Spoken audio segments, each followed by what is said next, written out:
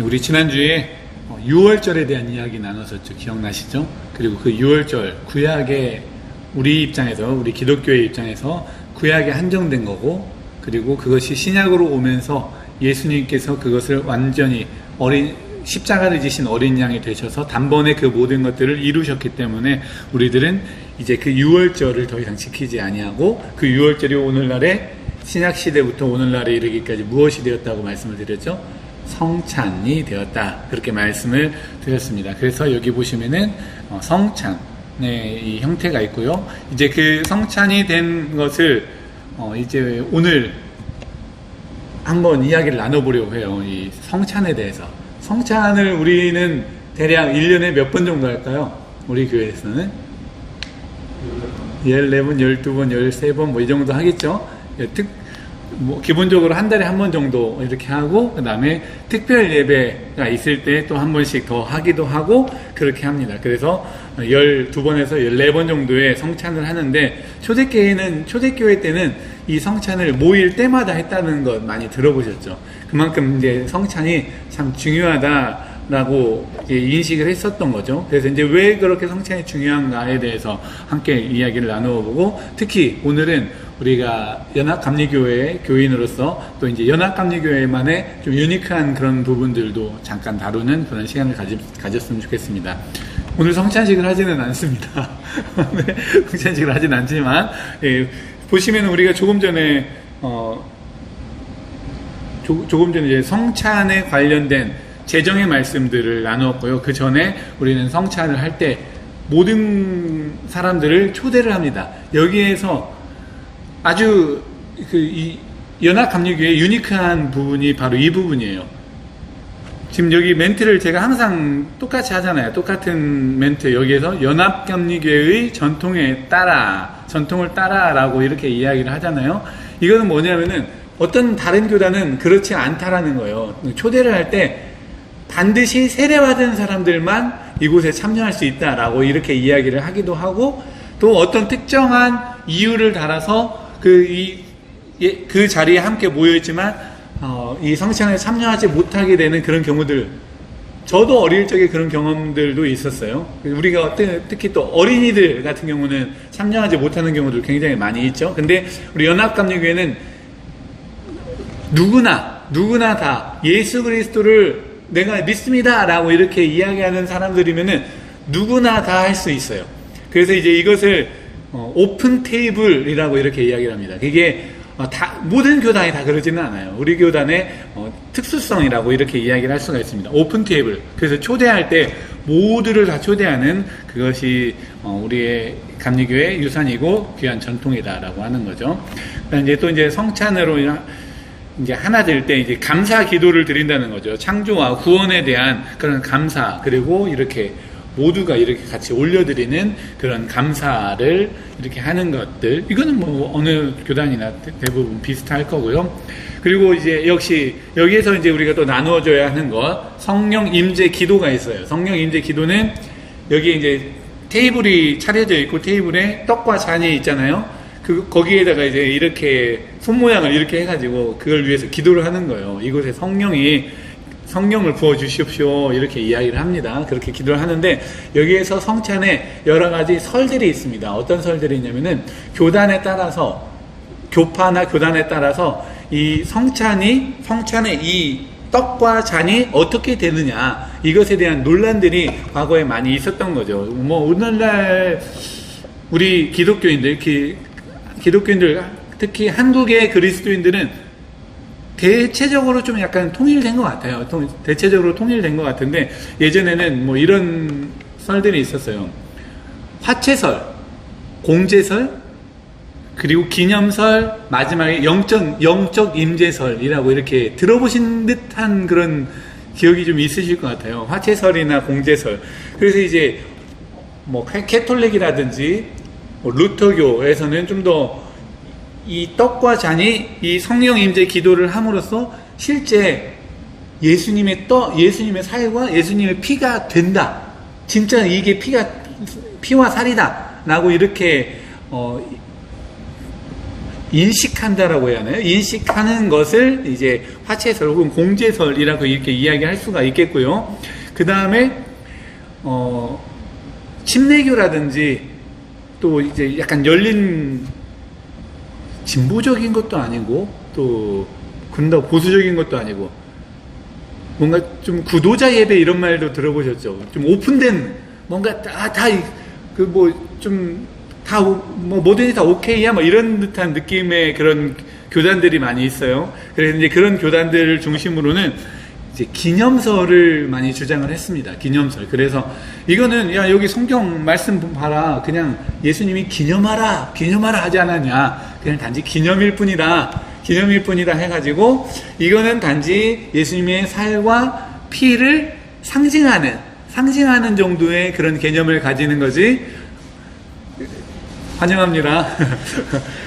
그런 기차. 네, 그냥 기념하는 거지. 이게 특별한 어떤 의미를 갖지는 않지 않겠느냐라고 하는 그런 기념설을 이야기하는 사람들, 그런 교단들도 있고요. 그런데 이제 한국 사람들의 대부분은 다 영적 임재설 쪽으로 가고 있는 것 같아요. 우리들도 마찬가지고 연합감리교회도 영적 임재설 그것을 그대로 이제 받아온다라기보다는 그냥 영적 임재설과 약간 비스무리하게 무엇을 막 규정하는 것을 좀 약간 거부하는 듯한 느낌이 있어요. 그래서 무엇으로 딱 나눈다라기보다는 그래 우리는 그의 영적인 임재를 이 기도하는 순간에 성령의 임재를 위해서 기도하는 순간에 영적으로 충만함이 임해서 떡과 잔이 우리 마음 가운데 그래 우리는 정말 예수님의 살과 피를 지금 먹는 거야 라는 그런 마음으로 영적인 충만함이 있게 하는 그런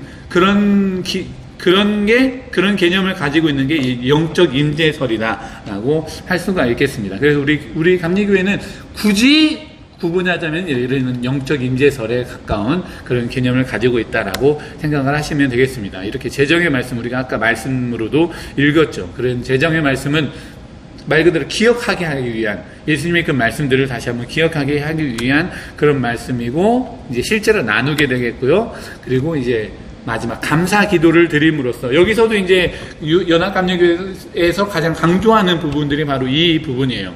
파송입니다. 파송. 여기 보시면은 한 몸 된 우리를 세상으로 보내셔.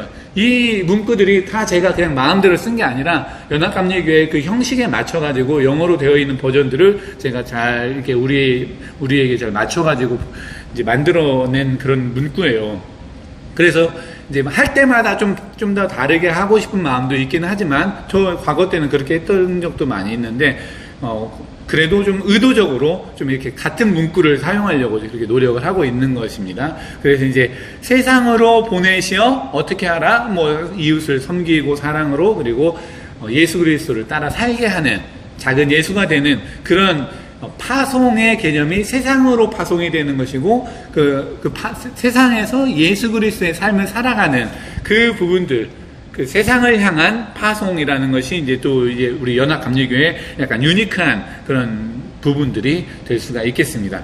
그래서 이제 우리들이 기억해야 할 이런 실천적인 메시지라고 나눌 수 있는 것은 뭐냐면은 이 성찬은 수직적인 관계, 수직적인 연합, 하나님이신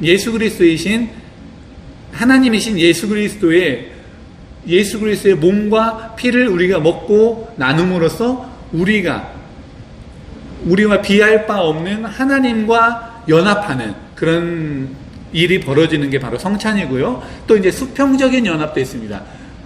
너와 내가, 우리가 서로가 하나 되는 그런 한 피바다 한 몸 이룬 하나 되는 그런 수평적인 연합을 이렇게 이야기를 할 수가 있겠습니다. 그런 특수성을 가지고 있어요. 그리고 이제 또 연합감리교회의 또 특수성 중에 하나는 우리는요, 포도주를 사용하지 않습니다.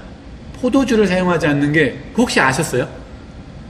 우리는 항상 여러분 드실 때마다 이게 너무 달달하고 그냥 맛있잖아요. 포도즙입니다. 특히 그냥 포도즙이 아니라 웰치스입니다. 웰치스. 그것은 19세기에 이 감리교의 평신도였던 토마스 웰치스가 만든 거예요. 그래서 이제 그 토마스 웰치스가 많은 사람들이 성찬을 참여를 못하는 거예요. 그 당시에만 해도 지금보다도 더 성찬이 더 중요하지 않았겠습니까? 근데 성찬에 참여하지 못하는 이유가 뭐냐면은 알코올 중독 때문에.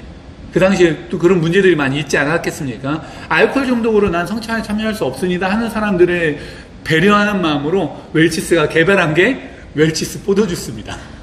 진짜예요, 진짜. 그래서 이제 우리 연합감리교회는 뭐 딴 데는 그냥 포도즙이면 되겠다라고 할지 모르겠지만 저희는 가급적이면은 지금도 제 냉장고, 아니, 이제는 새로 사야 하는구나. 다 떨어져서 새로 사야 하는데, 웰치스 주스, 포도주스가 있습니다. 100% 포도주스가 있습니다. 그런 의미.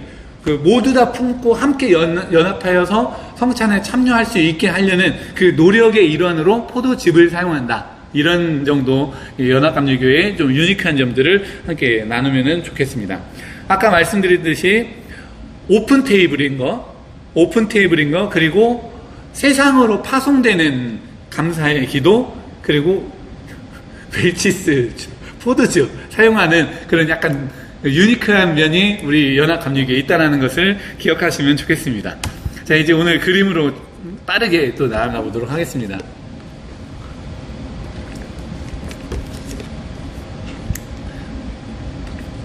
교회죠. 딱 봐도 교회죠. 교회인데 어떤 특징이 있습니까?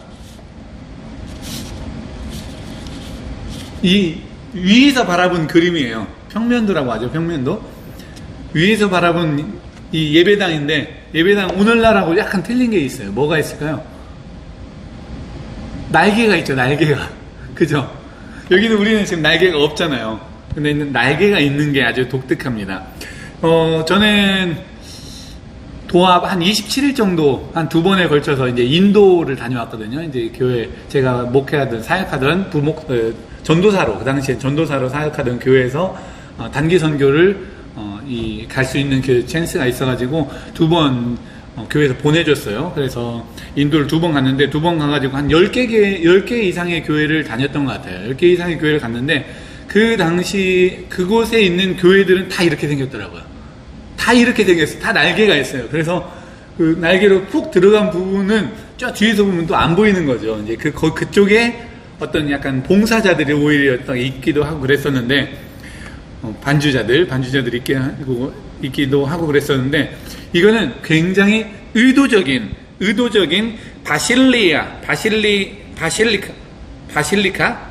바실리카 양식에 따른 교회 예배당의 구조입니다.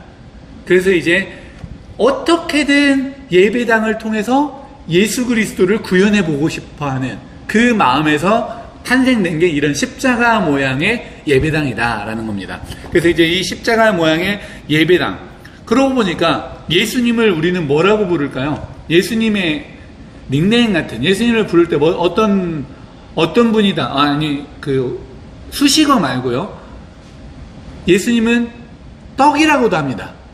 떡. 예수님의 몸이 살아있는 떡이잖아요. 그리고 예수님의 피가 오늘날 우리에게 잔이 됩니다. 그래서 잔도 예수님이에요. 떡도 예수님이고, 잔도 예수님이고, 그리고 말씀도 예수님이죠. 그죠? 그리고 이제 오늘 여기서 이야기하고자 하는 건 뭐냐면은, 교회도 예수님이다.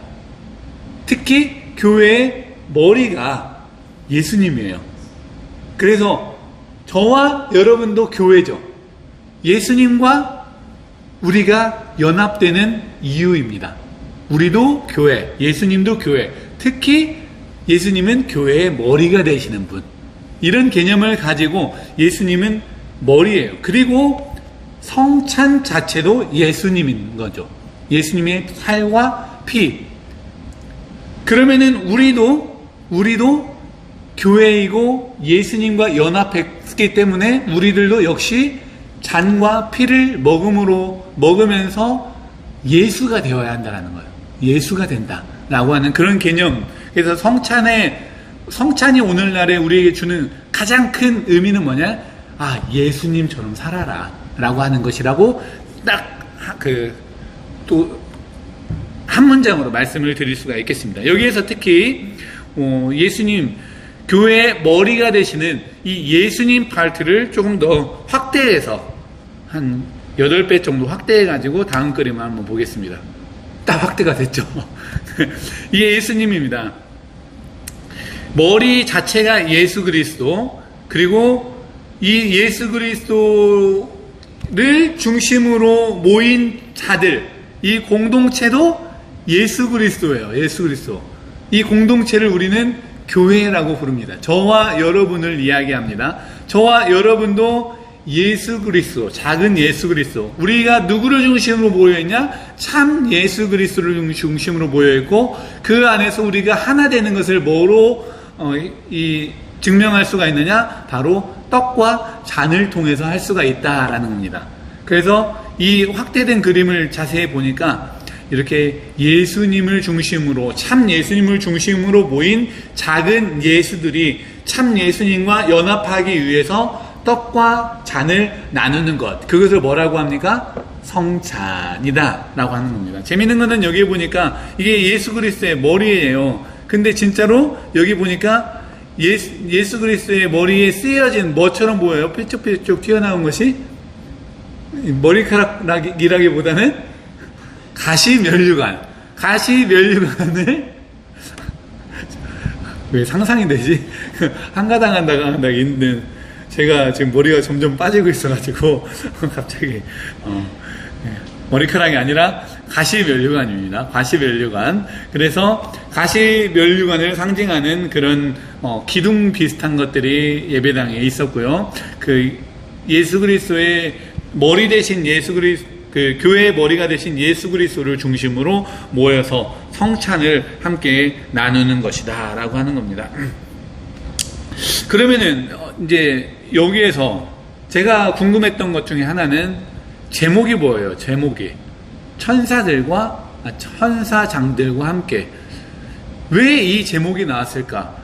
어떤 그림을 봐도 천사는 없는데. 그래서 이제 이 책을 더 자세히 깊이 공부를 해보니까 뭐냐면은, 우리가 예수님과 함께 연합하며 예수님과 함께 천국의 삶을 경험할 때에, 교회를 통해서 천국의 삶을 경험할 때에 바로 우리만 그렇게 천국의 삶을 경험하고 하나님께 찬양하고 그런 연합하는 것이 아니라 천사와 천사장들도 우리와 함께 기뻐하고 하나님께 영광을 돌리며 찬양하더라 라고 하는 것이 바로 이 제목의 의미였습니다. 그래서 우리가 성찬을 나눌 때에 그 성찬을 나누는 것은 참 예수 그리스도와 하나 되는 연합의 장면이고, 연합의 순간이고, 그 연합의 순간을 통해서 우리도 작은 예수가 되며, 그 예수가 되어서 우리가 하나님을 마음껏 경배하고 찬양하는 그런 천사와 천사장들과 함께 찬양하는 그런 권속들이 된다라고 하는 것이 이번 과에서 우리에게 말씀해 주고 있는 것이었습니다. 다시 한번 오늘 우리가 함께 나누었던 말씀을 정리하면은요, 6월절 기억해 주시고요. 그것이 오늘날의 성찬이 되고, 오늘 우리 연합 감리교회의 유니크한 그런 성찬식의 유니크한 부분들, 바로 오픈 테이블이었다는 것, 그리고 세상을 향한 파송, 그리고 이 포도즙을 사용한다는 것.